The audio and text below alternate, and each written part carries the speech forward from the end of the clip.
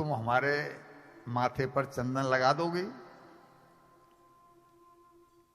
कुब्जा कहती है, ये कुब्जा जो है ये पूर्व जन्म की सूपड़खा है, जो भगवान के प्रति राम कथा में जो प्रसंग आता है, भगवान के प्रति मोहित हुई थी और उन्हें पति रूप में चाहती थी।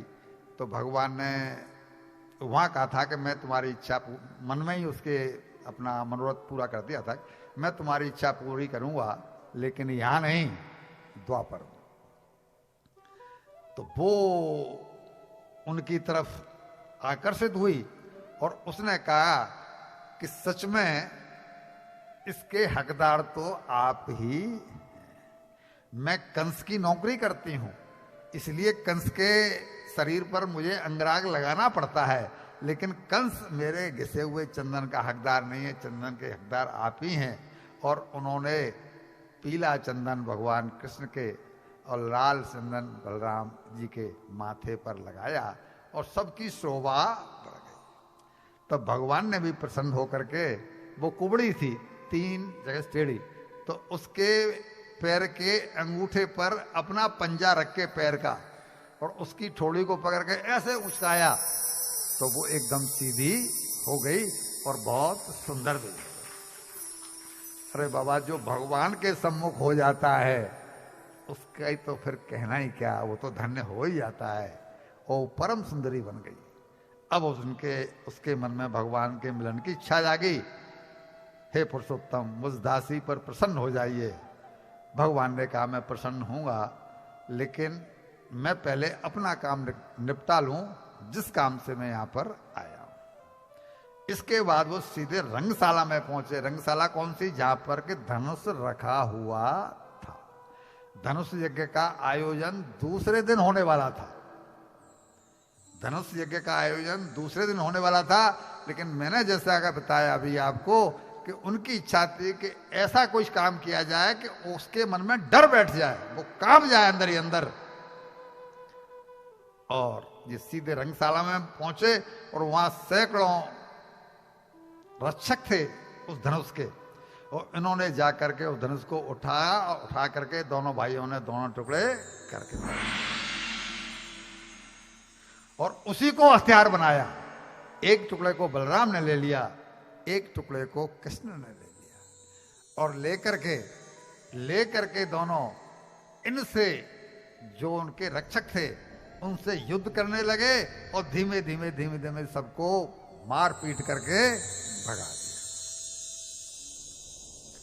जब कंस ने सुना कि बिना किसी परिश्रम के भगवान शंकर के धनुष को और 2 बालकों ने तोड़ दिया, वो समझ गया कि मेरे काल जो बताया आकाशवाणी ने, लगता है ये बालक वही सत्य में है।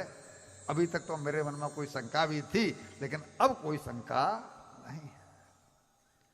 उसे रात में नींद नहीं आई। वो अपना चेहरा दर्पण में देखे तो उसे अपना चेहरा गधे का दिखाई पड़े, पानी में देखे तो उसे अपनी छाया दिखाई नहीं पड़े। ये सारे अमंगल के सूचक हैं। मीन्स अब मैं बच नहीं सकता इससे, मेरी मृत्यु नजदीक आ गई है। घबरा गया और बजाय परसों के उसने दूसरे दिन ही मल्ल युद्ध का आयोजन कर डाला, क्योंकि धनुष तो भंग हो गया उसका, तो यज्ञ क्या होना था, वो तो भंग हो ही गया। और जब मल्ल युद्ध का करा तो दूसरे दिन इनके पास बुलावा गया कि आज कुश्ती दंगल है, आप लोग पहलवान हो, आओ हमारे मल्लों से युद्ध करो। जब ये वहां पहुंचे तो सामने दरवाजे पर खड़ा कर दिया हाथी को, कुवलिया पीड़ हाथी को खड़ा कर दिया। अब वो उसको दारू पिला दी, वो नशे में धुत, अब वो इनकी तरफ लड़का। तो यहां तो ये लिखा हुआ है कि भगवान कृष्ण ने उसके पैर को पकड़ा और उसको ऐसे उठाया और घुमा करके पृथ्वी पर पटक दिया।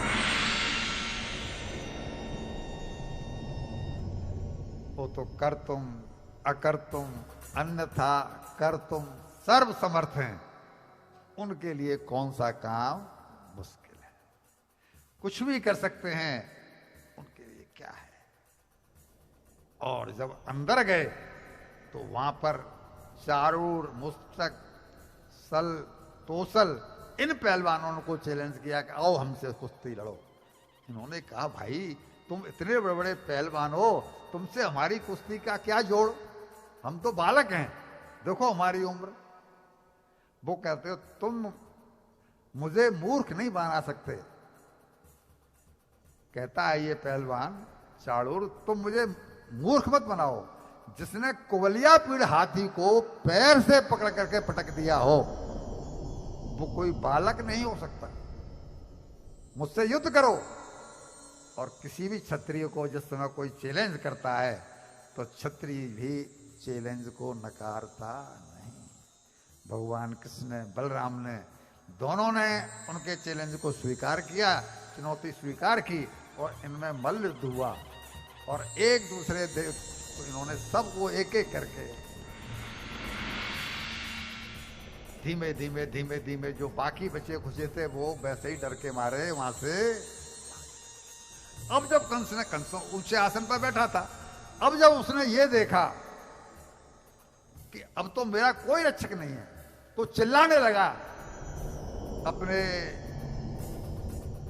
दैत्यों के लिए कि पकड़ो इनको बालकों को, नंद बाबा को भी कैद कर लो, मेरे पिता को भी कैद कर लो, यह भी इनसे मिला हुआ है।